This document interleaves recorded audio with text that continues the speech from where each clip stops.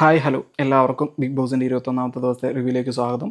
ഞാൻ പറഞ്ഞ 3 പേരിൽ 2 പേരാണ് ഈ ആഴ്ചയും പടിയിറങ്ങിയത്.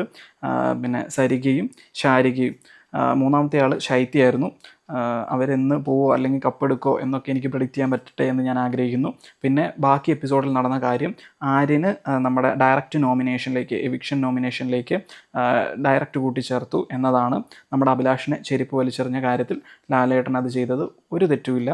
പിന്നെ അതിനുശേഷം ഞാൻ ചോദിക്കണമെന്ന് വിചാരിച്ചിരുന്ന കാര്യമാണ് നമ്മുടെ ഷാനവാസ് ചെയ്തത്. ഷാനവാസ് പിന്നെ അക്ബറിനെ കുറിച്ച് പറഞ്ഞ കാര്യം, ജിസൈലിനെ വേറൊരു രീതിയിൽ നോക്കിക്കാണുന്നു എന്നുള്ള രീതി, അത് ശരിയല്ല എന്ന് ഞാൻ അന്നും പറഞ്ഞിട്ടുണ്ടായിരുന്നു.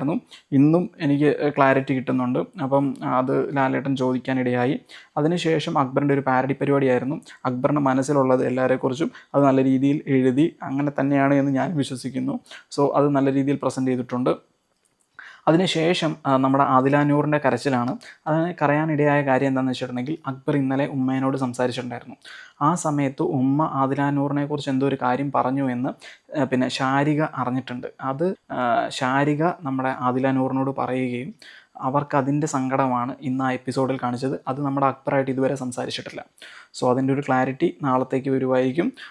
പിന്നെ കൂടാതെ നമ്മുടെ ഒരു ചെറിയൊരു ടാസ്ക് നടത്തി, ഒരു കുത്തിത്തിരിപ്പിന് വേണ്ടിയിട്ട്, എല്ലാവരുടെയും മനസ്സും എന്തൊക്കെയാണ് അറിയുന്നതിന് വേണ്ടിയിട്ട് ഒരു ടാസ്ക് നടത്തിയിട്ടുണ്ടായിരുന്നു. പിന്നെ ഈ ആഴ്ചയുടെ പ്രത്യേകത എന്ന് പറയുന്നത്, എല്ലാ അധികാരവും ഒരാൾക്ക് കൊടുക്കുമെന്നൊക്കെയാണ് പറയുന്നത്.